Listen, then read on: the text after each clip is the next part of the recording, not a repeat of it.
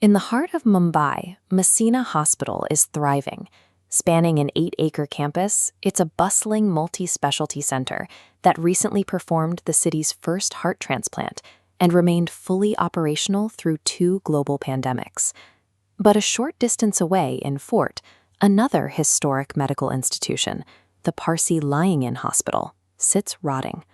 Defunct for 3 decades, its lease has expired, its walls are decaying, and its empty halls are now occasionally rented out for horror movie shoots.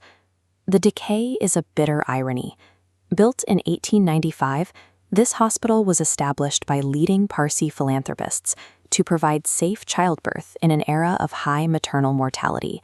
An entire generation of Parsis was born within these walls, including Feroz Gandhi. This abandonment stems from shifting demographics. The Parsi population in India has experienced a steep long-term decline due to low birth rates and outward migration. A hospital explicitly restricted to a Parsi-only patient base eventually runs out of patients. By the late 1980s, this 17,000-square-foot facility often operated with only a single patient inside. Faced with an empty building, the hospital's managing committee tried to partner with Crimson Health Ventures to redevelop the site into a 100-crore orthopedic center. That deal collapsed. The committee and the Bombay Parsi Panchayat fought for years over who had the legal right to lease the property, dragging the site into litigation until the private developers walked away. When the local demographic evaporates, rigid exclusivity doesn't preserve a legacy, it guarantees the physical destruction of the building. This pattern of litigation nearly destroyed the D.Petit Parsi General Hospital at Breach Candy. Facing severe financial deficits and a shrinking donor base, the hospital received a lifeline in 2015. Hong Kong-based Parsi philanthropists Jal and Pravin Shroff offered a donation of 160 crore rupees, roughly $22.5 million, to rescue the institution. The deal was highly structured. The Shroff's capital would fund a new multi-specialty wing on a small, unused portion of the hospital's campus. The corporate Medanta Group would equip and manage this new wing. In return, Medanta pays a fixed annuity and profit share back to the existing hospital, cross-subsidizing care. But activists weaponized the Bombay Public Trust Act, triggering hostile legal challenges that halted progress. After 4 years of bureaucratic delays and disruptive infighting, Jal Shroff wrote a confidential email to the committee. Citing his age and the sheer hostility of the opposition, the Shroff family formally withdrew the entire 160 crore rupee pledge.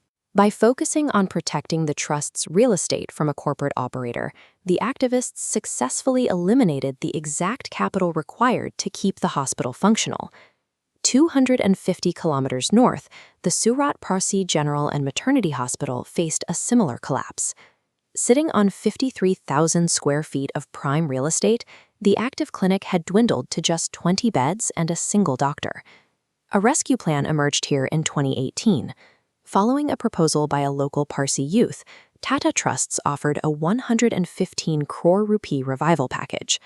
The plan would construct 2 new buildings, expanding the facility into a 100-bed multi-specialty hospital with modern diagnostic labs and ICUs managed by professionals.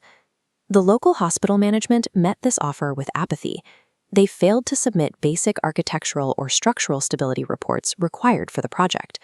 Instead, they published their own 50 crore rupee centenary plan in early 2020, a project that has yet to begin construction. The consequences of this administrative failure arrived months later, when the COVID-19 pandemic struck India in March 2020. The decaying Surat hospital lacked the funds, modern infrastructure, and basic medical equipment to stay open. It was forced to shut its doors exactly when medical care was needed most.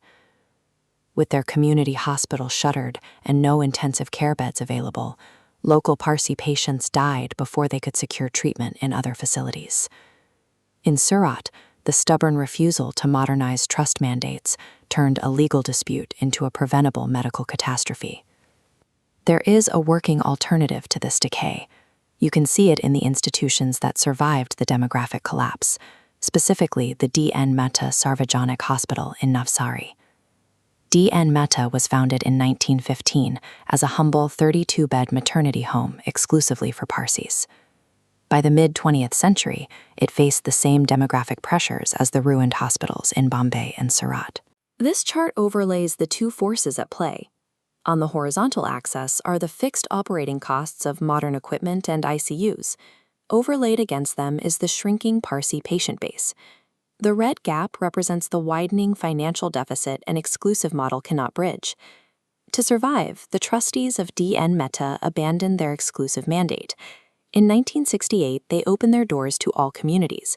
That decision allowed them to transform from a failing maternity clinic into a 136-bed multi-specialty facility, complete with a modern neurosurgery department funded by international donations. Serving the cosmopolitan public generates steady patient volume. That volume creates the revenue necessary to fulfill the Trust's original philanthropic mission. In just 9 months of 2021, the hospital used its general revenue to provide free treatment to 358 Parsi patients and subsidize care for 241 more. Navsari provides a template that is already working. Saving these century-old institutions from becoming haunted ruins requires separating charitable goals from outdated restrictions and opening their doors to all of humanity.